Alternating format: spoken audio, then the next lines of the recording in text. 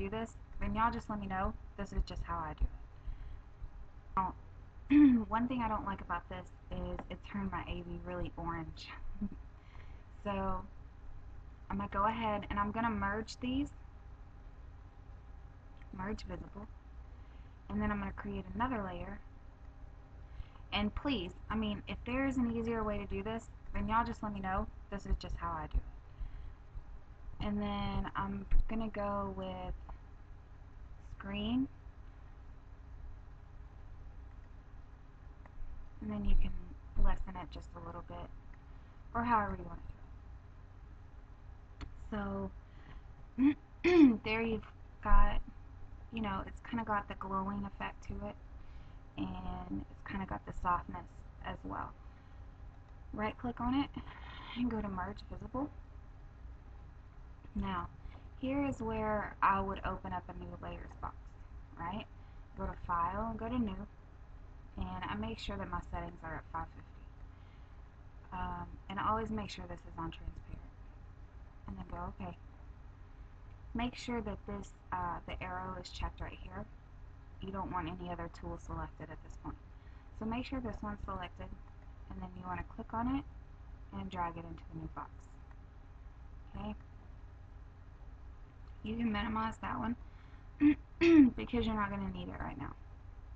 Now at this point, what I'm going to do is I'm going to go ahead and fit the picture to the way that I want it to look. So let's just say I want it to look, you know, I want her to look like that. Now if you notice, it makes your AV wider if you go like this and skinnier if you bring it in. Of course it's going to make it really small, you know, so it's just all in how you play with it. But I think, you know, that's probably a good look right there. I'm happy with that. And then I'm going to click on that. It's going to ask you if you want to apply the transformation. Of course you do. So click apply. Now if you don't have these this box around whatever layer you're editing, you can go to edit. Now I don't use transform much unless I'm going to flip the picture. I always just use free transform. That'll give me the option to turn it and to make it bigger all at the same time.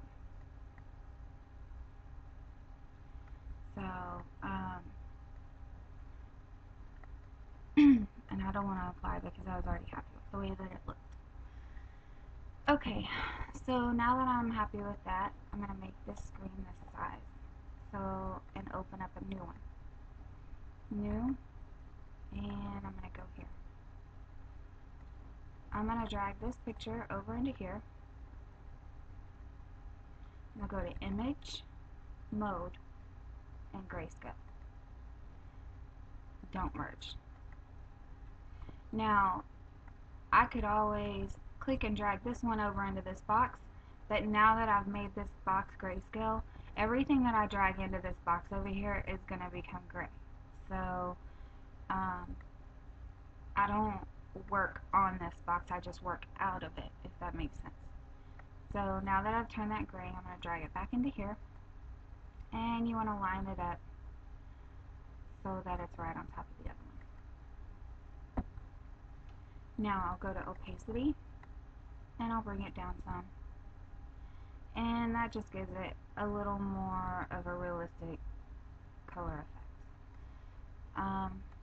And just so you know, you can see orange, and once again, it's all on preferences. If you like the way that your AV looks like that, then you don't have to do the grayscale.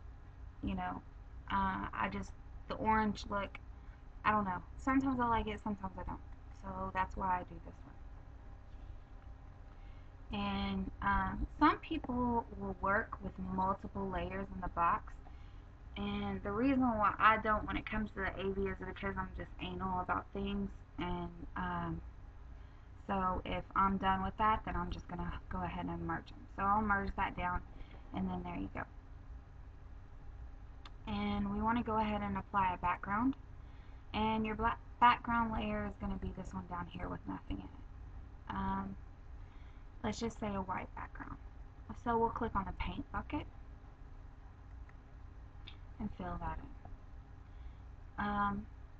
Now, if you wanted to do anything else, there's so many different things you could do. You could go to Filter, Render, and Lighting Effects.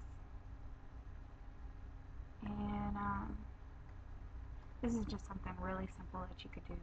Really easy, really quick. And then, that kind of gives it like that glow.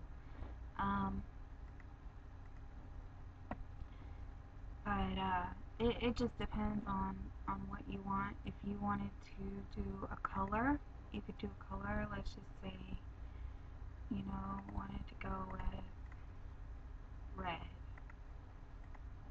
Then, there's the red background. Whatever you want to do.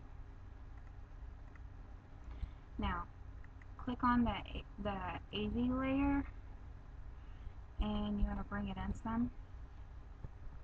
Now, as you see, there are, it's like jagged edges all around here.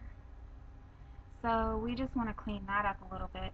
And one way you can clean that up is you click on the blur tool. Make sure that blur is selected. You can right click it and click on blur. And what I do is I don't use these when I'm blurring. I use these right here. So you don't want to get it too big. So 45 is about good. And you just want to go around like any edges where it's not smooth. And just kind of smooth it out just a little bit. And around the face. You might want to do it over the hair. When you do it over hair, it makes it look a little more natural than so, pixelated. Bring it down over here. Just go in the jawline, her nose. Now, once we get further in, there's another way to do this, and a more technical way to smooth out lines, and we'll get into that later. I'll show y'all the hard way later. But this is just like a quick fix if you just wanted to do something really quick. So go ahead and smooth out. Let me finish smoothing out these lines. And you always want to go the way that whatever the lines are going. So like these, you're going to go down.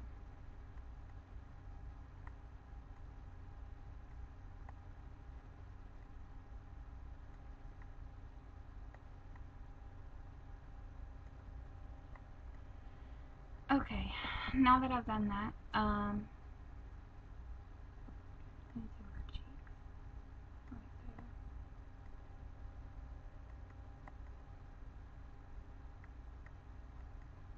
I might have missed some parts. Just bear with me. Alright, so, there is your, we're going to stop right there. There is your first layered, the way that Miss D does it, headshot with a background. And that's it for today. I'm trying to think. There was something else. It's like I want to show y'all so many more techniques, but I'm going to stop with that, and I'll see y'all in class.